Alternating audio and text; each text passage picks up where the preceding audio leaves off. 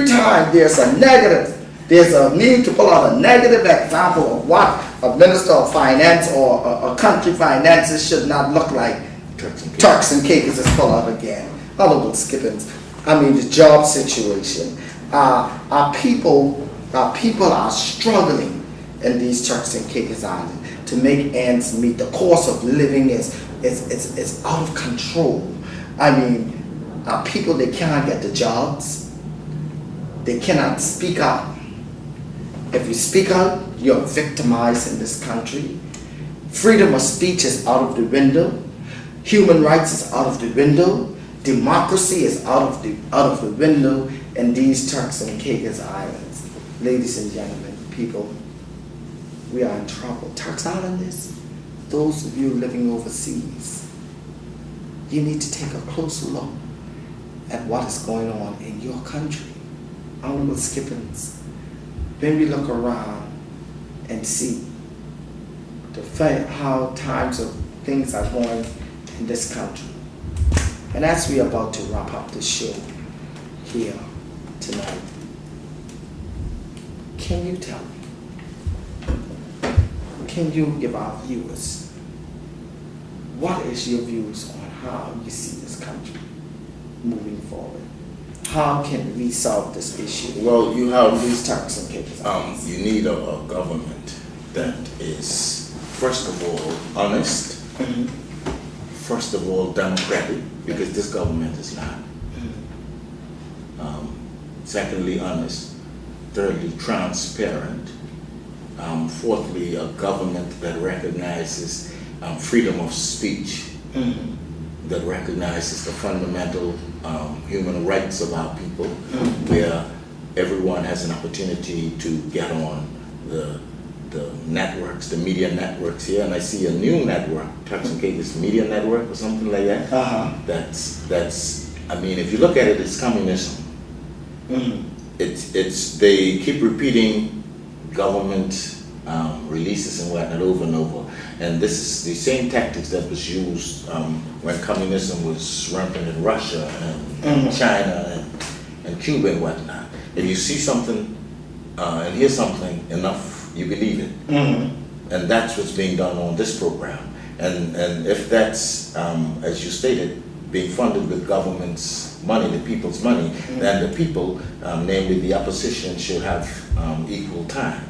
But that is not being done. Not only not equal, we didn't get no time. Right, and not only have they pressurized the other media, WIV and everybody else, but now they've put in a government media, which is like a communist instrument or vehicle to further brainwash the people of this country and to alienate the opposition. So we need to eliminate that. But it's fine and dandy talking about eliminating, it's talking about what you're going to undo. But you need, as a government, to be able to say, you know, what positive steps, corrective measures that we're going to take to bring this country back to where where it needs to be. And there are a number of areas where we are going to have to deal with, and one of them is energy.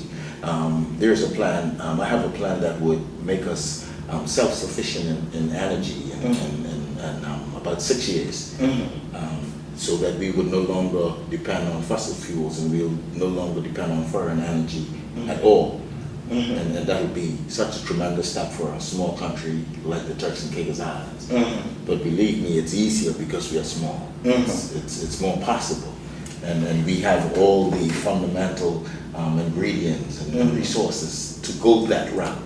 And it would mean that we can bring down the cost of energy, the cost of electricity, which will in turn, affect the cost of food stuff and the cost of everything else, where energy is provided as a part of the product or the investment. Okay. That's one of the areas that we're going to have to deal with, because everything is too expensive, and the government has put up customs duty. The government has given their henchmen, made their henchmen a third party at the ports, whereby you have to pay them some extra money to bring in a container, just so their people can somebody can get some extra money, and the price goes to the consumer. Wow. The passed on to the consumer. The whole issue of energy was dealt with badly over the years, because if you notice, when the cost of fuel goes up internationally, it goes up here. Correct. When it goes down internationally, it never goes down. No, it don't move here. So all that profit goes to the suppliers. Yes. That has to be fixed. Well, There's no two ways about that. We have to begin to produce food stuff in this country. We have the ability to do that. But there has been no serious attention, no serious focus has been placed on this. In spite of all the millions and tens of millions of dollars that have been thrown all over the place. If that money was invested in agriculture, we would have been a long way in supplying ourselves foodstuffs. That again would affect the economy positively. And we are also going to have to ensure that our people are paid according to their jobs. First of all, we are not having equal pay. Secondly, there has been a deliberate move to downsize salaries in this country, so that people who own work permits or who own contract, who has licenses to bring in all this foreign labor, can benefit from low wages being paid to those people, so that they can make more money. That, in fact, in turn, has affected the wages that are being paid to our people. What they can survive on, our people can't survive. That has to be fixed. And we're going to have to put in a development policy in this country that is going to have to begin to balance out development. Because you have a situation in Saukey now where there is a major development going on. The people of Saukey are objecting, and the employment that is going to be brought in just for a small portion of this are going to outnumber the entire population in Saukey. And since we don't have time, Mr. Malcolm, those are some of the issues that are going to have to be addressed immediately. Well, Honorable Skippins, tonight I am so pleased to have you on the show, and I'm sure that our viewers globally, Turks Islanders residing outside of this country, are basically shocked to learn of the true picture that is going on in the Turks and Caicos Islands. And you know, Honorable Skippins, the other day, the premier accused the opposition of taking the country's business outside of the country, washing our dirty linen in the international community.